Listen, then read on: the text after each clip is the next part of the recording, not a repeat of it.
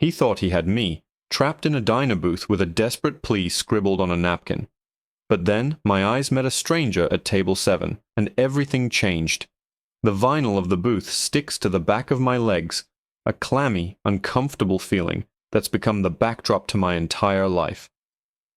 Outside the diner window, cars rush by, their headlights streaking through the evening rain.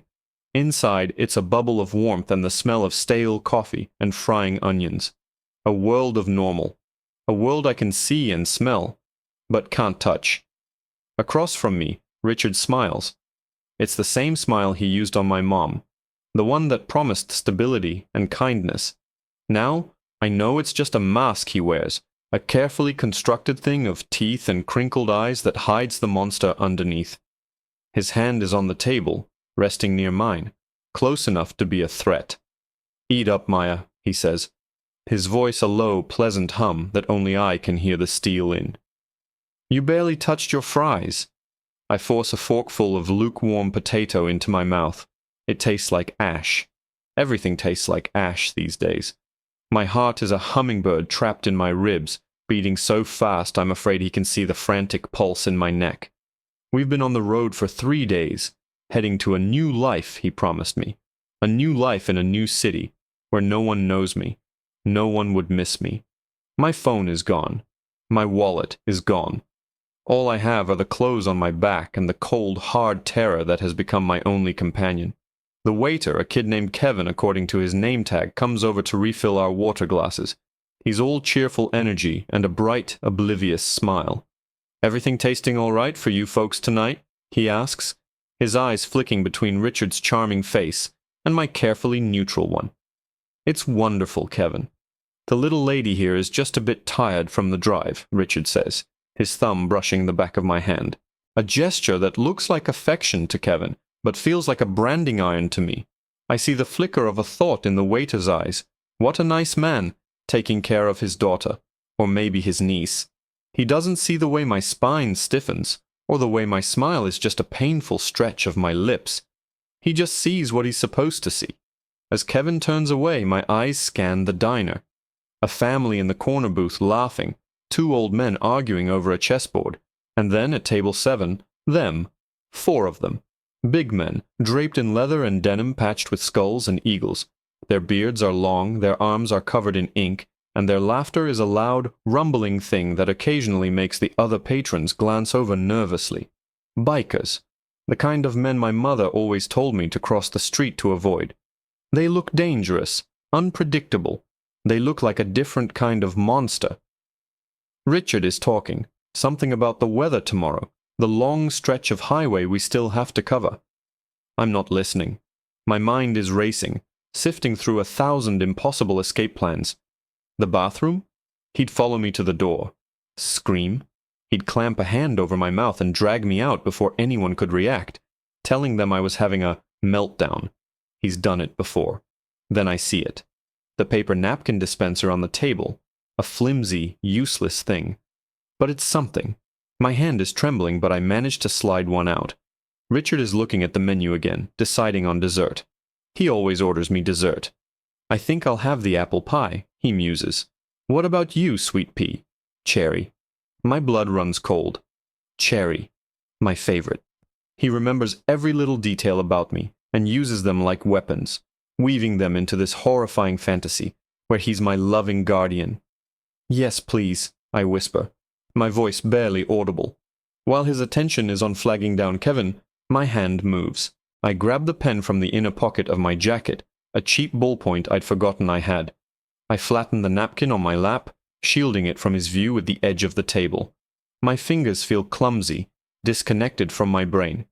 The ink bleeds onto the thin paper, the letters stark and desperate. 4 letters. H-E-L-P. It looks so small. So pathetic. Kevin arrives, notepad in hand. "Ready for some dessert?" "A slice of apple pie a la mode for me, and 1 cherry for the lady," Richard says smoothly. This is it. My one chance. As Kevin scribbles down the order, I crumple the napkin slightly in my fist. I slide my plate forward, along with some trash, a few empty sugar packets, a used straw wrapper. I place the crumpled napkin right on top. My heart is in my throat. Please see it. Please just take all the trash. Please. Kevin smiles, efficient and hurried. Coming right up. He reaches down and scoops up the trash. He gets the sugar packets. He gets the straw wrapper. His fingers brush right past the napkin. He doesn't take it. He turns and walks away, leaving my tiny, desperate plea sitting right there on the table, next to the salt shaker. I feel the air leave my lungs. A cold dread, heavier than anything I've felt before, settles in my stomach. It's over. I failed. I don't dare look at Richard, but I can feel his eyes on me. I slowly lift my head, and my blood turns to ice. He's not looking at me. He's looking at the napkin. A slow, cold smile spreads across his face. It's not his charming mask. It's the real one. The one that promises pain. He knows. He saw my pathetic attempt, and he's enjoying my failure. The world shrinks down to the space of this booth, to the silent threat in his eyes. There is no escape. My gaze breaks from his, flitting around the room in a last, hopeless search for something. Anything. My eyes land on table 7, the bikers. The laughter has died down. One of them, the largest one with a grey-streaked beard, and eyes that seem to have seen everything, isn't looking at his friends anymore. He's looking directly at me. He saw the exchange with the waiter. He saw my hope die. He saw Richard's triumphant smirk. His face is unreadable, a stone mask. But then, very slowly, so slowly it's almost imperceptible, he lifts his chin in a tiny, sharp nod. His eyes drop from my face, just for a second, down to my table, to the napkin. And then they lift back to mine, and this time there's a fire in them. He saw, and he understood. For a second, the world just stopped. There was the drone of the ventilation fan, the clatter of a plate in the kitchen, and the silent, searing connection between me and the man at table 7. Hope is a dangerous thing. It's been beaten out of me so thoroughly over the last few weeks that feeling it again was like a physical shock, a jolt of electricity that made me gasp for air. He saw. He knew. But what could he do? What could any of them do against the quiet, venomous cunning of a man like Richard? Richard's cold smile vanished, replaced by a flat, unreadable expression. He reached across the table, his movements slow and deliberate, and picked up the napkin. He didn't open it. He didn't need to. He folded it once, twice, with meticulous precision, and then slid it into the breast pocket of his jacket, patting it twice as if securing a prize. "Careless," he murmured, his voice so low only I could hear it. The word was a slap. His eyes, cold and dark, met mine. "We don't want to leave a mess, do we, Maya?" My newfound spark of hope sputtered, threatened by the icy wave of his control. He was reasserting his power, telling me without words that even my most desperate thoughts belonged to him. The bikers at table 7 had resumed their conversation. The loud laughter was gone, replaced by a low, serious rumble. They weren't looking at us anymore, not directly, but their posture had changed. They were no longer slumped in their booth. They were coiled, alert. Every so often the leader's eyes would flick towards the front door, then to the kitchen pass-through, then back to his friends. He was mapping the terrain. Kevin the waiter returned, balancing 2 plates of pie. His cheerful obliviousness was suddenly jarring, an alien frequency in the thick, charged atmosphere of the diner. "Here we are, 1 cherry and 1 apple a la mode. Can I get you folks anything else?" "Just a check, Kevin," Richard said, his voice tight. The charm was gone. It was all business now, all steel. "We're in a bit of a hurry." "Oh, sure thing," Kevin said, a little taken aback by the sudden shift in tone. He placed the pie on the table and hurried off. Richard didn't even look at the dessert. His gaze was fixed on the biker's table. He'd noticed their change in demeanor, too. He was a predator, and he could sense other predators in his territory. His hand slid from the tabletop to his side, where a lump in his jacket betrayed the shape of the thing he'd shown me once, warning me what would happen if I ever tried to run. My hands were shaking so hard I had to clench them in my lap to stop. This was it. The moment was collapsing. He was going to get me out of here, back into the car. back into the suffocating darkness where no one could see, and he was going to punish me for that napkin. The biker leader caught my eye again. He gave a slight shake of his head, a barely there movement that said, "Stay calm." Wait.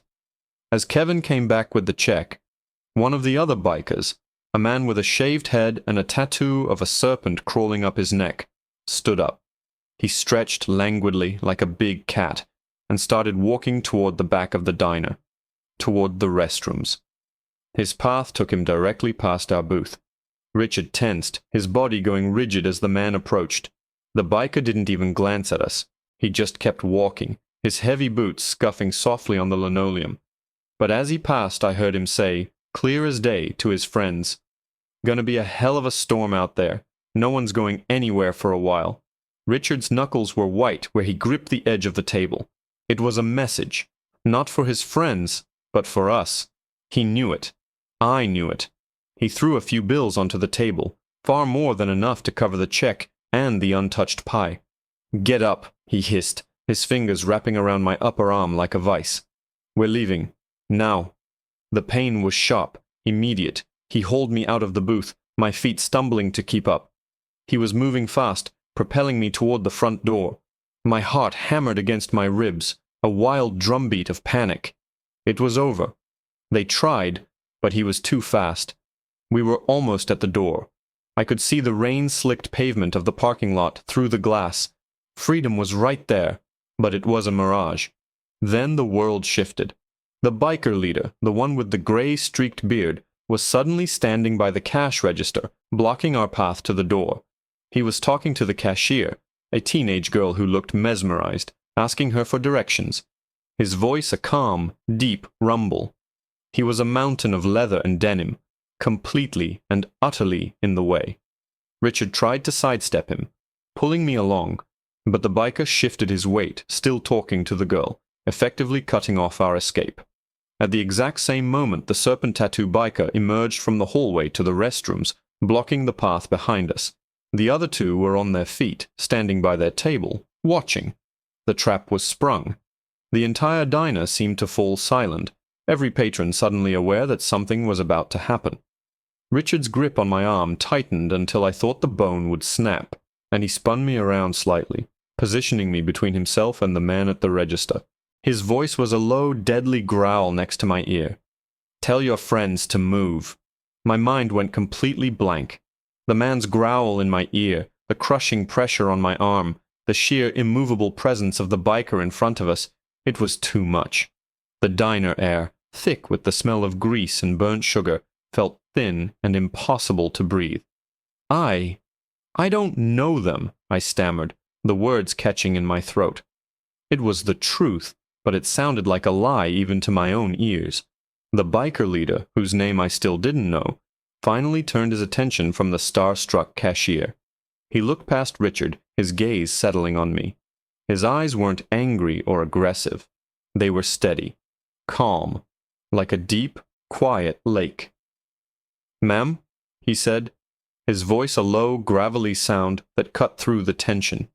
"You dropped this." He held up his hand. In his large, calloused palm was a single, folded paper napkin. It wasn't my napkin. Mine was still tucked safely in Richard's pocket, a trophy of his dominance. This was a different one, a decoy. A move in a game I didn't understand. Richard's entire body went rigid.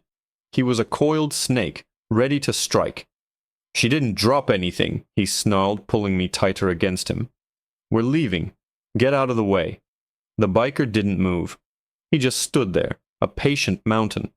"Funny," he said, his eyes still locked on me. "Looked like it fell right out of your pocket when you stood up. You should be more careful with your things." He unfolded the napkin. On it, in thick black marker, was a single word. The same word I had written. Help. But below it, there was more. A phone number. My brain struggled to catch up. A phone number. Whose? His? The police?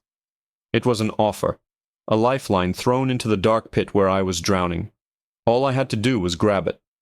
"She doesn't need your help," Richard said, his voice dropping to a deadly whisper. I could feel the heat of his breath on my cheek. He started to push forward again, trying to shove past the biker, using me as a shield. "This is a private family matter." "Doesn't look that way to me," the biker said, his voice hardening for the first time. His friends, the serpent tattoo and the other two, had started to close in, forming a loose, inescapable semicircle around us. They weren't rushing. Their movements were slow, deliberate, each step radiating a quiet, lethal confidence. The other diners were frozen, watching the drama unfold with a mixture of fear and fascination. Kevin the waiter was peeking out from the kitchen doorway, his face pale. Suddenly, the serpent tattoo biker spoke, his voice surprisingly soft. "Hey man, the little lady looks upset. Maybe you should let go of her arm." "Stay out of this," Richard spat, his head whipping around. It was a fatal mistake. In that split second his attention was diverted. The leader moved. It wasn't a fast or flashy movement. It was brutally efficient.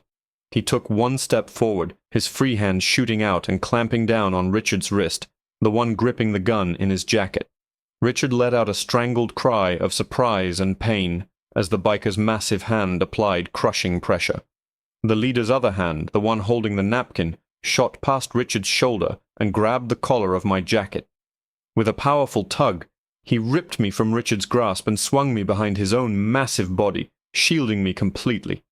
It all happened in less than 2 seconds.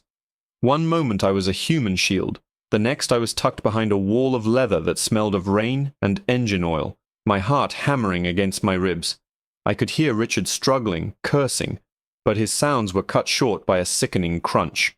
I flinched, pressing myself tighter against the biker's back. "Let's you and I have a talk," the leader said, his voice now a low, cold rumble of thunder. "Outside. My friends are going to keep your girl company while we chat." He started backing towards the door, dragging Richard with him. Richard wasn't fighting anymore. He was stumbling, his arm held at an unnatural angle. I turned, my eyes wide with panic, and found myself facing the other 3 bikers. They hadn't moved from their positions, forming a protective barrier between me and the door. The one with the serpent tattoo gave me a small, reassuring nod. "You're okay, kid," he said. "He's not going to hurt you anymore." The front door of the diner swung open, and the leader dragged Richard out into the rainy night. The door swung shut, muffling the sounds of the struggle and the storm. And then there was silence. The entire diner was still, holding its collective breath. I was surrounded by 3 of the most intimidating men I had ever seen, but for the first time in weeks I wasn't afraid. I was trembling, shaking from the adrenaline and the shock. But the cold, gut-wrenching terror was gone, replaced by a fragile, fluttering thing I barely recognized. Hope. One of the bikers, a man with a wild red beard, pulled out a chair from a nearby table. "Why don't you sit down, miss? Looks like you've had a rough night." I sank into the chair, my legs suddenly too weak to hold me. The serpent tattoo biker disappeared for a moment and came back with a glass of water. My hands shook so much I could barely hold it. They stood around me, not crowding me, just being present. A silent, leather-clad honor guard. The minutes stretched into an eternity. Where had they taken him? What were they doing? The violence of it all, the crunch of bone, was terrifying. But the alternative, driving off into the night with Richard, was a horror I couldn't bear to imagine. Finally, the diner door opened again. The leader stepped inside alone, rain dripping from his graying beard. He was wiping his hands on a clean napkin. He walked over to our little circle and looked down at me, his face impassive. "He won't be bothering you again," he said simply. He reached into his pocket and pulled out my crumpled napkin, the one with my real handwriting on it, and handed it to me. Then he took out a cell phone. "Now," he said, his voice softening just a little. "Who do you need to call?" I stared at the phone in his hand, then at my own crumpled napkin. My handwriting looked like a stranger's, a desperate scrawl from a girl who was almost erased. The question hung in the air, simple and monumental. "Who do you need to call?" For a moment my mind was a blank slate. My mom was gone. Richard had made sure I had no one else, systematically isolating me until he was my entire world. The idea of reaching out, of speaking to someone from my old life, felt like trying to remember a foreign language. I don't know," I whispered, the admission tasting like failure. The fragile hope in my chest wavered. What if they just left me here? What if they dealt with Richard, but that was the end of it? I was in a strange town, with no money, no phone, and no one. The leader's expression didn't change, but a flicker of understanding softened his eyes. He didn't press. He just pulled out the chair opposite me and sat down, the vinyl groaning under his weight. He slid the phone across the table, placing it next to my glass of water. "Take your time," he said. "We're not going anywhere." His friends settled in around us, creating an impromptu fortress in the middle of the diner. The serpent tattoo biker, whose name I learned was Sal, flagged down a terrified-looking Kevin and ordered 4 black coffees and a hot chocolate for the lady. The other diners, sensing the immediate danger had passed, began to murmur amongst themselves, their whispers a buzzing backdrop to the quiet drama at our table. The fear was slowly being replaced by a profound, bone-deep exhaustion. I felt like I had been holding my breath for weeks, and I could finally let it out. As I sipped the hot chocolate, the warmth spreading through my chilled body, Sal leaned forward slightly. "My name's Sal," he said gently. "That's Bear." He nodded at the leader. "And that's Tiny and Red." He gestured to the other two, whose imposing sizes made their nicknames seem like a private joke. "We're the Sons of Redemption. We were just passing through, heading to a rally up north." I nodded, not knowing what to say. "Maya," I managed. "Maya," Bear repeated, testing the name. He looked at the phone. "You got an aunt? Grandparents? A friend from school?" A friend. The name surfaced from the fog. Jessica. My best friend. The last person I'd texted before Richard took my phone. He'd told me she was a bad influence, that he was protecting me from people who didn't understand our special bond. The memory of her laugh, of our stupid inside jokes, felt like a lifetime away. I knew her number by heart. We'd had the same numbers since middle school. My fingers, still trembling, slowly reached for the phone Bear had offered. I typed in the 10 digits, my heart pounding with a mixture of terror and anticipation. What would I even say? How could I explain any of this? The phone rang twice before she picked up. "Hello?" Her voice was sleepy, annoyed. It was late. "Jess!" I choked out, my own voice cracking, unrecognizable. There was a pause. Then an explosion of sound. "Maya? Oh my God, Maya, where are you? We've been so worried. Your mom's neighbor filed a missing persons report. The police have been calling me. Everyone thinks they think he took you." Her words tumbled out in a frantic, relieved rush. Tears I didn't know I had been holding back began to stream down my face. I couldn't speak. I just sobbed, clutching the phone like a lifeline. Bear, Sal, and the others looked away, giving me a semblance of privacy. Bear pushed a fresh stack of napkins toward me. I listened as Jess talked, her voice a soothing balm on my frayed nerves. She was crying too. She told me the police had a file open, that they suspected Richard but had no leads. She asked me if I was safe. "I'm safe," I finally managed to say, looking up at the 4 leather-clad guardians surrounding me. "I'm in a diner. Some people, they help me."